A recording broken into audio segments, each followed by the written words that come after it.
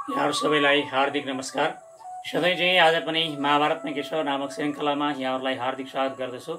महाभारतमा के छ नामक निबन्ध सङ्ग्रहमा 155वटा निबन्धहरू सङ्कलन गरिएका छन् र त्यसमध्ये आज 12औं शान्ति पर्वसँग सम्बन्धित 125औं निबन्ध लिएर यहाँहरू समक्ष उपस्थित भएको छु र यो निबन्धको शीर्षक रहेको छ ब्राह्मणको कर्तव्य।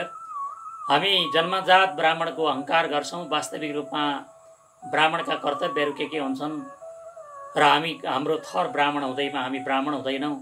हाम्रा जन्मजात जायते शूद्र कर्मणा द्विजा उच्यते भनेको छ। जन्म र संस्कार दुवैबाट हामी जन्मियौँ। जन्मबाट मात्रै जन्मदा हामी ब्राह्मणत्व हुन सक्दैनौँ। यदि संस्कार पनि हामीले गऱ्यौँ, हाम्रा मर्यादाहरू शास्त्रीय मर्यादाहरू पालन गर्दै जान सक्यौँ भनेदेखि मात्रै हामी ब्राह्मण हुन सक्दछौँ। र हाम्रो ब्राह्मणका कर्तव्यहरू के हुन् भन्ने सन्दर्भमा महाभारतको शान्ति पर्वमा बताइएका यी दृष्टान्तहरूले हाम्रो जीवनमा केही न केही सकारात्मक प्रभाव पार्नेछन् र हाम्रो आचरण सुधार्नेछन् भन्ने अपेक्षा सहित यो निबन्धको संयोजन गरिएको ब्राह्मणको कर्तव्य। महर्षि व्यासले शुकदेवलाई उपदेश दिने सन्दर्भमा ब्राह्मणहरूको कर्तव्यका बारेमा पनि चर्चा गरेका थिए। त्यही चर्चालाई भीष्मले युधिष्ठिर समक्ष प्रस्तुत गर्दछन्। ब्राह्मण बालकका जातकर्मदेखि लिएर समावर्तनसम्मका संस्कार, समस्त संस्कार वेदमा पारङ्गत विद्वान आचार्यका समीपमा रहेर सम्पन्न हुनुपर्छ, गर्नुपर्छ। उपनयनपछि ब्राह्मण बालकले गुरुको सेवामा तत्पर भई सम्पूर्ण वेदको अध्ययन गर्नुपर्छ। गुरु दक्षिणा दिई समावर्तन संस्कारपछि मात्र ऊ घर फर्कनुपर्छ। त्यसपछि गुरुको आज्ञा लिएर उसले कुनै पनि आश्रममा वा गृहस्थ आश्रममा आदिमा क्रमशः प्रवेश गर्नुपर्छ। गृहस्थस्त्वेषधर्माणां सर्वेषां मूलमुच्यते, अर्थात् गृहस्थ आश्रम सबै आश्रमको मूल मानिन्छ। गृहस्थ व्यक्तिले सन्तान उत्पन्न गरेर पितृ ऋणबाट अनि वेदहरूको स्वाध्यान गरेर ऋषि ऋणबाट र यज्ञहरूको अनुष्ठान गरेर देव ऋणबाट छुटकारा पाउँछ। यसरी तिनै ऋणबाट मुक्त हुनका लागि निर्धारित कर्म गरी पवित्र हुनुपर्छ। त्यसपछि दोस्रो आश्रममा प्रवेश गर्नुपर्छ। यस पृथ्वीमा जुन स्थान पवित्र र उत्तम छ त्यही निवास गर्नुपर्छ। त्यही रहेर उत्तम कृतिका विषयमा आफूलाई आदर्श पुरुष बनाउने प्रयत्न गर्नुपर्छ। महान तपस्या, पूर्ण विद्या अध्ययन, यज्ञ र दान गर्नाले ब्राह्मणहरूको यश बढ्छ। जबसम्म यस संसारमा यसलाई बढाउने ब्राह्मणको कृति भइरहन्छ तबसम्म ब्राह्मणले पुण्यात्माहरूको अक्षय लोकमा निवास गरेर सुखभोग गरिरहन्छ। ब्राह्मणले अध्ययन, अध्यापन, याजन र दान एवं प्रतिग्रह यी 6 कर्मको आश्रय लिनुपर्छ। परन्तु ब्राह्मणले कुनै पनि प्रकारले न त अनुचित दान स्वीकार गर्नुहुन्छ न त अरूलाई व्यर्थमा दान दिन हुन्छ। यजमानबाट र शिष्यबाट जब महान धन प्राप्त हुन्छ दान स्वरूप, तब उसले यज्ञ गर्नुपर्छ र दान दिनुपर्छ। तर कुनै किसिमले त्यस धनको एक्लै उपभोग चाहिँ गर्नु हुँदैन। गृहमा आवश्यतो यस्य नान्यत तीर्थम प्रतिग्रहात् देवसी पितृगुरुवार्थम वृद्धातु र बुभुक्षताम, अर्थात् देवता, ऋषि, पितृ, गुरु, वृद्ध, रोगी र भोकाएका मान्छेहरूलाई भोजन दिनका लागि गृहस्थ ब्राह्मणले प्रतिग्रह अर्थात् दान स्वीकार गर्नुपर्छ, लिनुपर्छ। प्रतिग्रह सिवाय ब्राह्मणका लागि धन सङ्ग्रह गर्ने अर्को पवित्र मार्ग छैन। जो दरिद्रले ग्रस्त भएका कारण लाजले लुकी घुम्छन् र अत्यन्त सन्तप्त छन्, अथवा जो यथाशक्ति आफ्नो पारमार्थिक उन्नतिका लागि प्रयत्न गर्न चाहन्छन्, यस्ता भूदेवहरूलाई आफूले आर्जन गरेको धनबाट यथाशक्ति दान दिनुपर्छ। योग्य र पूजनीय ब्राह्मणका लागि कुनै पनि वस्तु दिन अयोग्य मानिँदैन। राजा सत्यसन्धले आफ्नै प्राणद्वारा एउटा ब्राह्मणको रक्षा गरेका थिए। राजा रन्तिदेवले वशिष्ठलाई शीतोष्ण जल दिएका थिए। त्यसै गरी राजा इन्द्रदमन, शिवी, प्रतर्दन, देवावृत, शाङ्कृति, अम्बरीश, जनमेजय, युवनाश्व, निमि, परशुराम, गय, वशिष्ठ, मरुत, ब्रह्मदत्त, मित्रश, सहस्रजित, शतद्युम्न, द्युतिमान, लोमपाद, मदिराश्व र प्रसेनजित ब्राह्मण आदिलाई विभिन्न किसिमका दानहरू दिएर स्वर्गलोकमा गएका थिए। जबसम्म यो पृथ्वी रहन्छ तबसम्म यिनीहरूको कृति संसारमा स्थिर रहिरहन्छ। ब्राह्मणले वेदमा बताइएको त्रैविद्या औम यी 3 अक्षरसँग सम्बन्धित प्रणव विद्याको चिन्तन र मनन गर्नुपर्छ।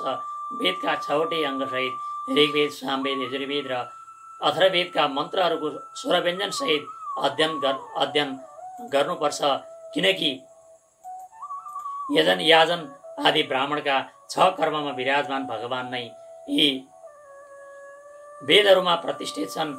जुन व्यक्ति वेदहरूको प्रवचनमा निपुण, अध्यात्म ज्ञानमा कुशल, सर्वगुण सम्पन्न र महान भाग्यशाली छन्, तिनीले जगतको सृष्टि र प्रलयलाई राम्रोसँग जान्दछन्। त्यसैले ब्राह्मणले यसरी धर्मानुकूल व्यवहार गर्दै शिष्ट व्यक्तिले जस्तै सदैव सदाचारको पालना गर्नुपर्छ।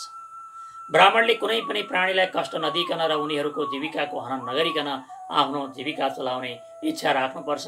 सन्तहरूको सेवामा रहेर तत्त्वज्ञान प्राप्त गर्नुपर्छ, सत्पुरुष बन्नुपर्छ र शास्त्रको व्याख्या गर्नमा कुशल हुनुपर्छ। संसारमा आफ्नो धर्मको अनुकूल कर्म गर्नुपर्छ र सत्यमा रहनुपर्छ।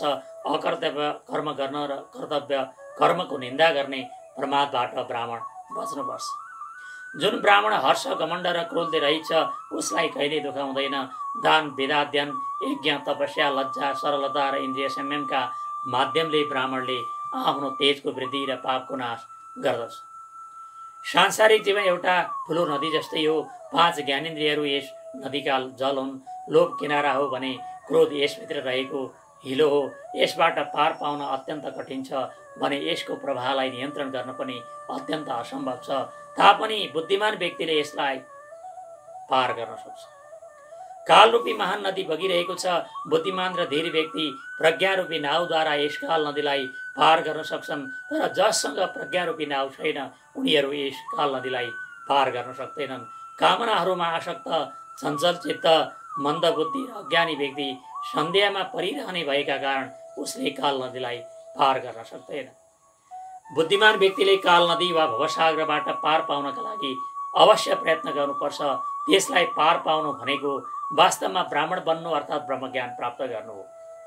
उत्तम कुलमा उत्पन्न भएका ब्राह्मणले अध्यापन, याजन र प्रतिग्रह यी 3 कर्ममै आफू कहीँ आसक्त त भएको छैन भनेर सन्देहात्मक दृष्टि राख्नुपर्छ भने अध्ययन, यजन र दान यी 3 कर्मलाई अवश्यमेव पालना गर्नुपर्छ। उसले जसरी भए पनि प्रज्ञाद्वारा आफ्नो उद्धारका लागि प्रयत्न गरी काल नदीलाई पार गर्न सक्नुपर्छ। जुन ब्राह्मणका वैदिक संस्कारहरू विधिपूर्वक सम्पन्न भएका छन् र जसले नियमपूर्वक रहेर मन र इन्द्रियमाथि विजय प्राप्त गरेको छ त्यस्तो विज्ञ व्यक्तिलाई यलोकमा र परलोकमा कहीँ पनि सिद्धि प्राप्त गर्न समय लाग्दैन। ब्राह्मण वेदको विद्वान, तत्त्वज्ञानी, सदाचारी र चलाक हुनुपर्छ। स्वधैर्येण क्रियामाश्च कर्मणा स्वप्यशङ्कर अर्थात् उसले आफ्नो धर्मका आधारमा कर्म गर्नुपर्छ, तर कर्मद्वारा शङ्करता अर्थात् छ्यासमिसेपना फैलाउनु हुँदैन। अर्थात् स्वकर्म र परधर्मको मिश्रण गर्नु हुँदैन। जो आफ्नो धर्मका अनुसार कार्य गर्छ, जो श्रद्धालु छ, जसले मन र इन्द्रियहरूलाई संयममा राख्छ, जो विद्वान छ र कसैका दोषलाई वास्ता गर्दैन अनि धर्म र अधर्मको विशेषज्ञ छ, त्यसले सम्पूर्ण दुःखहरूबाट मुक्ति पाउन सक्छ। धैर्यवान, प्रमादशून्य, जितेन्द्रिय, धर्मज्ञ, मनस्वी र हर्ष, मद एवं क्रोधले रहित भएको ब्राह्मणले कहिले शोक गर्दैन। जुन व्यक्ति मूर्ख छ त्यसले धर्मको इच्छा राखेर अधर्म नै गरिरहन्छ अनि शोकमग्न जस्तै भएर अधर्म तुल्य धर्मको आचरण गर्दछ। मूर्ख या अविवेकी मान्छेले नजानेर मैले धर्म गरिरहेको छु यस्तो ठानी अधर्म गर्दछ र अधर्मको इच्छा राखेर धर्म गर्दछ। यसरी अज्ञानपूर्वक दुवै प्रकारका कर्म गर्ने व्यक्ति बारम्बार यस संसारमा जन्म लिन्छ र मर्छ, परन्तु ज्ञानवत्वेन कर्माणि कुर्वन् सर्वत्र सिद्ध्यति अर्थात् ज्ञानपूर्वक कर्म गर्ने ब्राह्मण वा जुनसुकै व्यक्तिले सर्वत्र सिद्धि वा सफलता प्राप्त गर्दछ। तसर्थ ब्राह्मण कुलमा जन्म लिँदैमा ब्राह्मण हुन नसकिने भएकाले ज्ञानपूर्वक कर्म गर्ने जुनसुकै व्यक्ति ब्राह्मण हुन सक्छ र त्यसले नै ब्रह्मलाई प्राप्त गर्न सक्छ भन्ने कुरामा समस्त कर्महरू गर्दा हाम्रो गम्भीर ध्यान जानु अत्यन्त आवश्यक छ। महाभारतको 12औं शान्ति पर्वसँग सम्बन्धित यो निबन्धको विषयवस्तु यति नै रह्यो। यो सुनेर यहाँहरूको मनमा लागेका जिज्ञासा प्रतिक्रियाहरू केही भएमा युट्युबको कमेन्ट बक्समा कमेन्ट गरिदिन हार्दिक अनुरोध गर्दछु। साथै यो च्यानल अहिलेसम्म सब्स्क्राइब गर्नुभएको छैन भने पनि सब्स्क्राइब गरी आफ्ना इष्टमित्र र साथीहरूलाई सेयर गरिदिनु न। सबैमा हार्दिक अनुरोध गर्दै आजलाई बिदा चाहन्छु। धन्यवाद। नमस्कार।